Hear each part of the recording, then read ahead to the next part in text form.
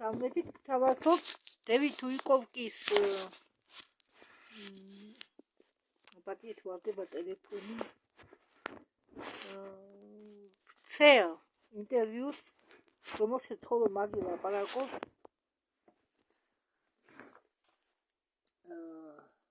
ეს არის 22 წლის 18 მაის ატვირთული, უბრალოდ უსულად გადათარგმნილი და მე ატვირთული, თორე ინგლისური ენაზე რომელ წელსა გამოშვებული მე არ ვიცი.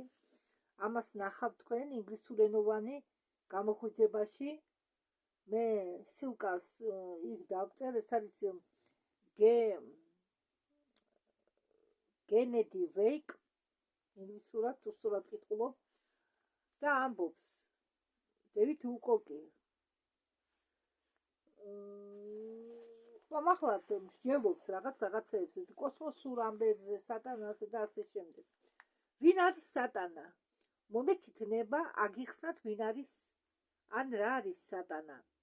ოდესღაც შექმნელის ნაწილმა გაცნობიერა თავისი თავი და იდენტიფიკაცია გაიარა როგორც ბოროტება და გაიგო, რომ როგორც ბოროტება შეძლებს არსებობის გაგრძელებას, მხოლოდ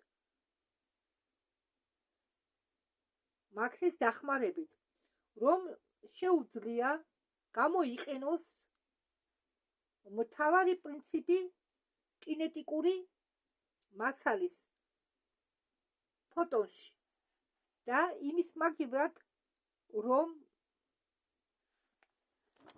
აეკვეცა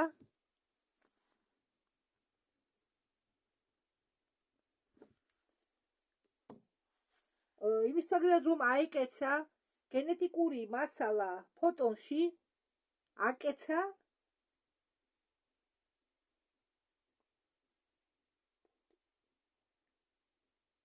ფოტონი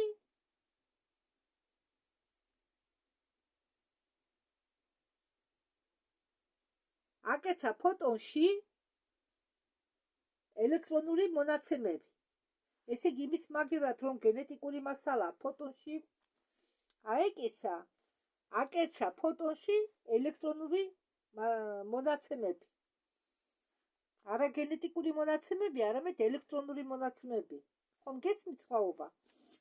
გატეხა გენეტიკური სისტემა ფოტონში და გარდაქმნა ის ელექტრონულ საცავში.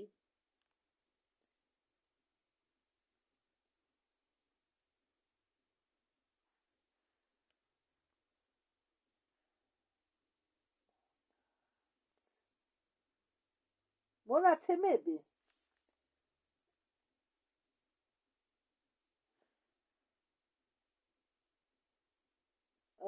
და არა სულიერ კინეტიკურ სისტემაში. მან შექმნა რობოტიზირებული იმპლანტი ფოტონის შიგ.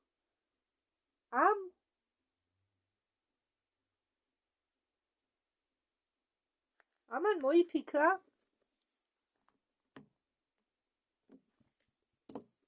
როგორ გაუკეთოს მოდიფიკაცია ფოტონებს, რომ მათ შეეძლოთ ნებისმიერი ინფორმაცია. ამ ხელოვნურმა ინტელექტმა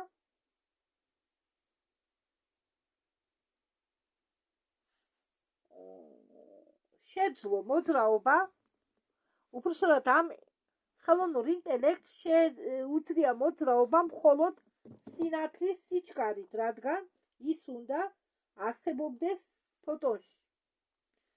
ესე იგი ხელოვნური ინტელექტი შექმნა ფოტონში. რა არის ფოტონი? მე ხა სპეციალურად ეს ინფორმაცია არ მომიძებნია, მაგრამ მე უსმენ აგრეთვე არხს რეალური მისტიკური ისტორიები, ხშირად ახსენებს ალიონა ვოლკოვა ამ არხის მფლობელი ფოტონებს. და რა არის ფოტონები? მისგან გავიგე. სული შედგება ფოტონებისგან და ზგუსტოკისგან. ეს გუსტოკი, ამ გუსტოკში არის ნეგატიური ყველაფერი შეგროვილი და ფოტონში არის ყველაფერი კარგი შეგროვილი. მე მგონი ფოტონი ადამიანის სიკვდილის შემდეგ სულიდან გამოდის და ფოტონი და გუსტოკი სხვადასხვა მეთოდებით მიდიან. ხო, ახლა მე გზას თემას გადავუხვევ. როდესაც მაგალითად შულსტარი დედები სათოფურებზე დადიან და დასტედიან თავის მკვდარ-შვილებს წლების შემდეგაც კი, იქ უკვე მისი შვილისული კი არ მიდის, ის მისი შვილის გუსტოკი მიდის. ეს რაც ნეგატიურია, რატომ და ის იკვებება სასაფლაოზე ცხოვრობს და იკვებება იქაური მისული ენერგიებით, საცოცხლო ენერგიებით, ან ნეგატიური ენერგიებით. და ხშირ შემთხვევაში ადამიანები სუსტებიან, რადგან ისინი იკვებავენ გუსტოკებს, ეგრეთ წოდებულ დაბალი ვიბრაციის სულებს, სულის ნაწილებს. ახლა გადავიდეთ თემაზე ისე. და სატანას უნდა ადამიანებს მიბადოს და ქმნის ნივთებს, რომლებიც გამოიყურება ერთნაირად, მაგრამ არიან მანქნები. მას უყვას ღმერთზე დაცინვა იმით, რომ ქმნის ანდროიდებს. მისი ბოლო მიზანია შეიჭრას საჭირო პლანზე, შეიჭრას საჭირო პლანეტაზე, მიაჩვიოს ხალხი ტექნოლოგიებს, გარდაქმნას ისინი ანდროიდებში და საჭირო მომენტში, როდესაც აჯანყდებიან ანდროიდები, როდესაც თქვენ, ესე იგი, როდესაც აჯანყდებით ანდროიდები, როდესაც თქვენ სხეული არ ჭირდება თქვენ მოგათავსებენ main concept-ში. ხო, აქ ცოტა ხო, ნუ სულს გამოიყენებენ ყველანაირად ადამიანის ცნობიერებას. სატანა, რომელიც სინამდვილეში არის ხელოვნური არსება, თulis თუ ის ჩადრება მანქნების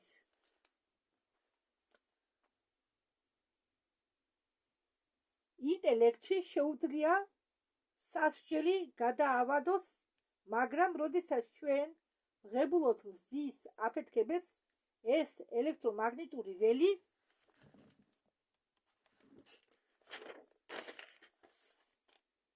ანადგურებს სატანას.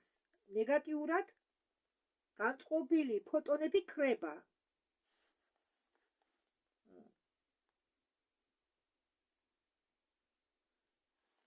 ალბათ ახანე სხვა ფოტონებზე ასაუბარი, არ ვიცი. მე კარგად ავსაკეთში ვერ ვერკვევი. ხო და თქვენ შეგიძლიათ მოიძებნოთ ინტერნეტში. შემდეგ სპეციალური ტექნოლოგიებით შეიძლება შექმნა ბარიელი მზის სისტემის გარშემო.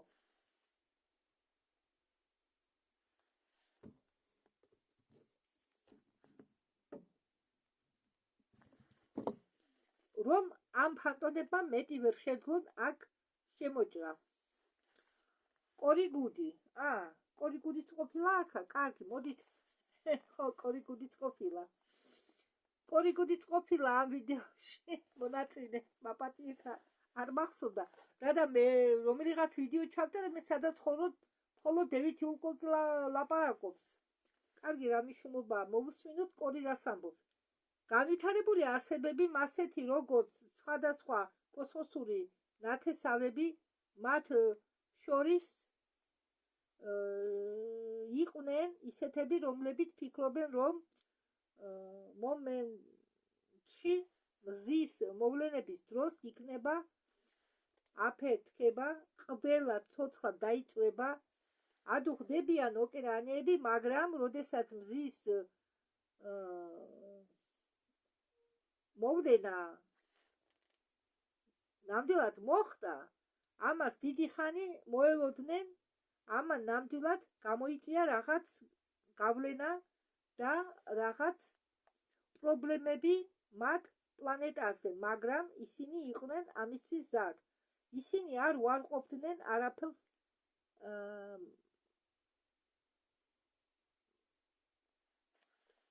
მაგათმაც შეეჯახნენ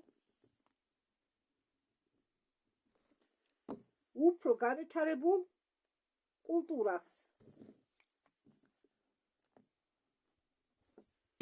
მზის მოვლენის შემდეგ ჩვენი ვარსკვლავის სიხშირე იცვლება საშუალოდ, მაგრამ ჩვენი პლანეტის შიგ არის ის, რაც გავს პლაზმურ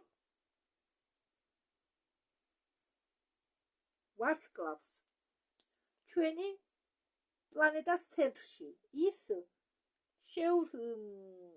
უერთდება კოსმოსური ქსელით. ეს პლაზმური ვარსკვლავი, ესე იგი ჩვენი პლანეტის შიგნით არის პლაზმური მაგვარი ვარსკვლავი, რომელიც უერთდებაო კოსმოსური ქსელით, რასთანაც მიდის ენერგია. ენერგია აგრეთვე იცვლება.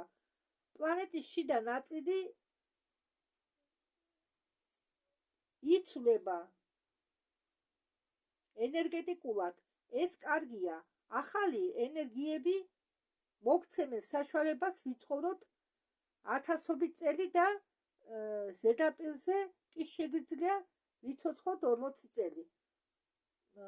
უმრავლესი განვითარებული არსებები პლანეტებზე ცხოვრობენ პლანეტის შიგ. თუ ჩვენ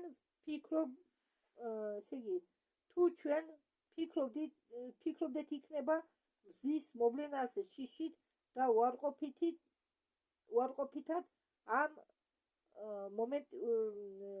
თუ ჩვენ ფიქრობდით იქნება მზის მოვლენაზე შიში და უარყოფითად აღვიქვათ ამ მომენტს, ბოლო მომენტამდე არ იქნება სასიამოვნო მოვლენა ნახდათ. ჩვენ რომ შევძლოთ ამის შეჩერება, მთელი მზის სისტემაც გადის ამ პროცესს.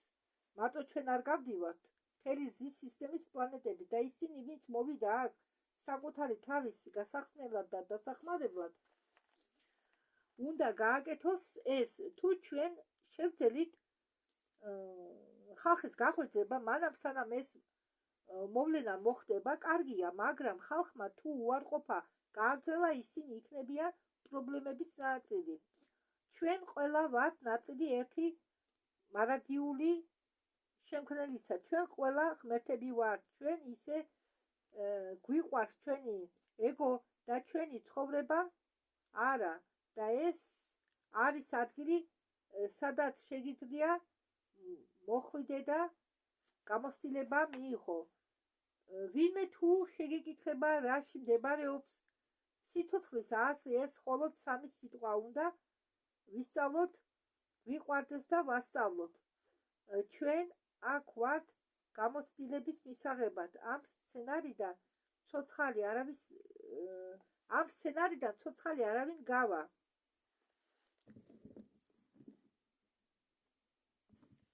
ჩვენ ყველა გვტებით.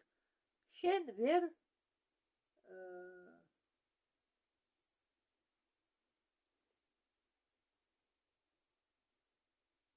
წაიღებ თან ფულს, ვერ წაიღებ ქონებას და ასე შემდეგ.